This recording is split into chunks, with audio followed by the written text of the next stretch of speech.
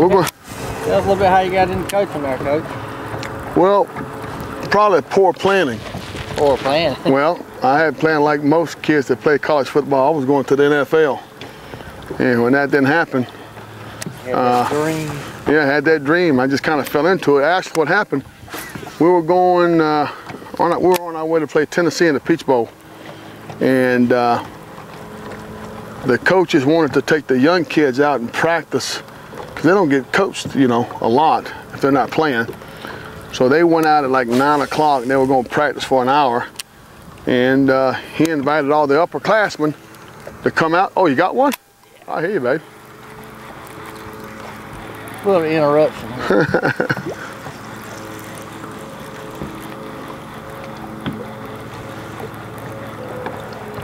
What is it?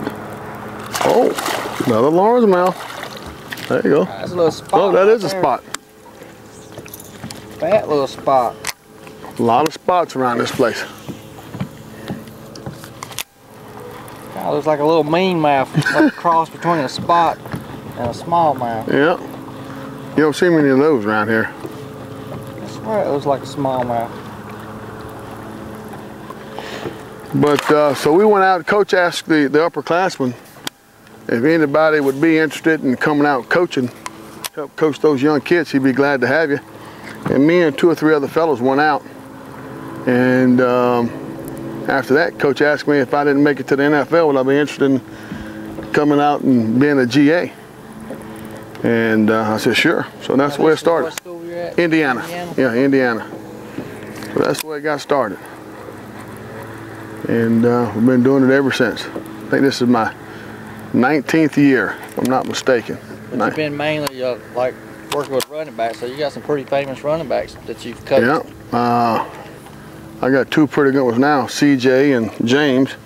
Both of those guys, you'll see them playing on Sundays. And I had Thomas Jones, Tiki Barber, Madison Hedgecock. All those guys are NFL guys. Madison Hedgecock you probably won't recognize because he's a fullback. They don't do commercials like them other guys. Blocking. He's a blocking. Dirty work. He's got him a Super Bowl ring though, and that's the kid that I'm probably the most proud of because I was able to have him for 4 years. Got him when he was a freshman, and a kid with a lot of talent, just mean and big, good athlete. But didn't believe in himself, developed into a really good football player. So really proud of that kid. Big responsibility having to handle 18, 19-year-olds. You got what, 100?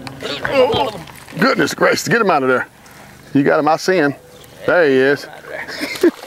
Not big, but another spot. not bad. Well, I got hung up in the daggum thing. You got him stirred up for us. That little bait's been pretty hot today. Yeah, a little reaction bait. Another little spot. There's always a lot of fish. This is one of the places where we fish those Tuesday night and Thursday night tournaments. We go out of the marina right over there, and this is the place we always stop at night. And this turned into a better, you know, daytime fishing place than nighttime fishing place. But you can see when the lake's up, you can see all those stumps up there on the shoreline and all those, you know, good hard bottom. So it's been a really good place to catch some fish. Follow right there.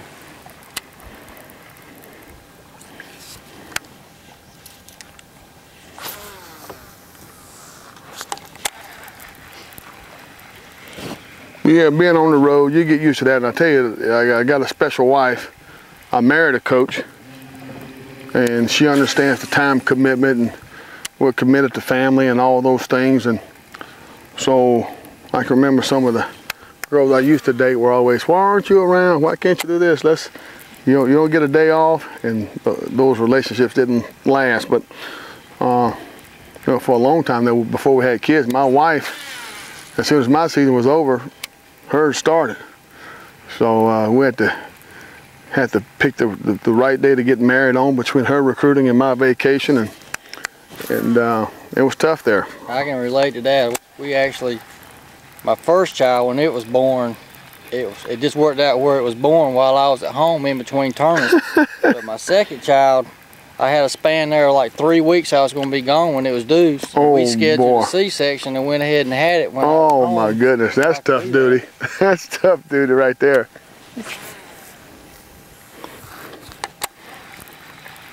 Yeah, but I tell you what, the kids are well adjusted. You know, my kids, my son was born in Virginia, my daughter was born in Virginia, one of them, and so they've lived in, those two have both lived in Virginia, North Carolina and South Carolina, and my youngest daughter just lived in North Carolina and South Carolina. So hopefully, you know, you try not to move so much, and as you get older, you don't do things for money. There's places you can go and make more money, but you need to be with a head coach that appreciates family and treats you well. And you know, it's kids around the office all the time. Coach Bowden, you know, he loves kids, and Coach Sweeney does too. So Coach Sweeney's got a bunch of boys, and Coach Vic has a bunch of boys. So it's always kids around the office and stuff. Hey, I'll tell you what, I'm digging your bag, I'm gonna get one of them lures. Oh, okay.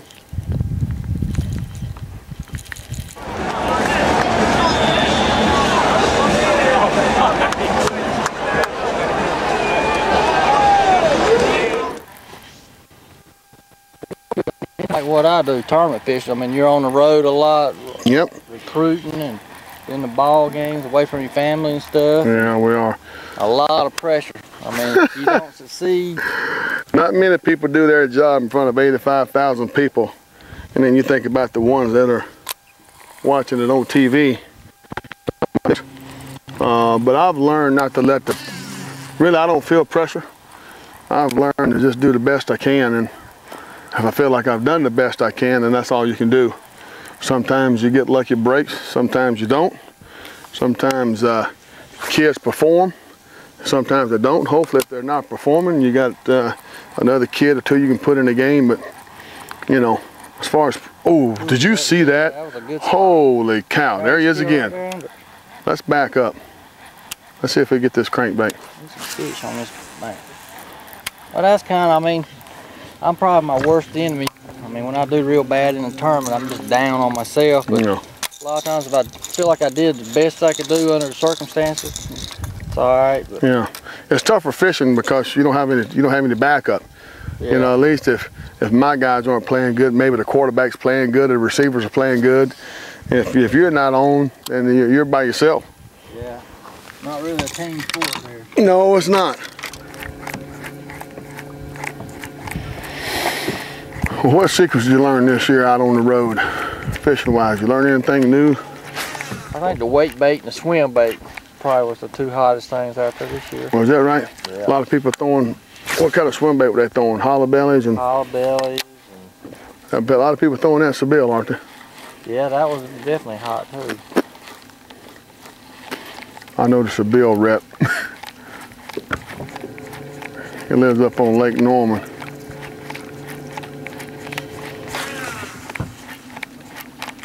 We went to a lot of lakes this year that won't necessarily finesse fishing, so that kind of changed things. Normally it's a lot of drop shotting and weenie worms, just stuff I don't really like to do. Shaky head.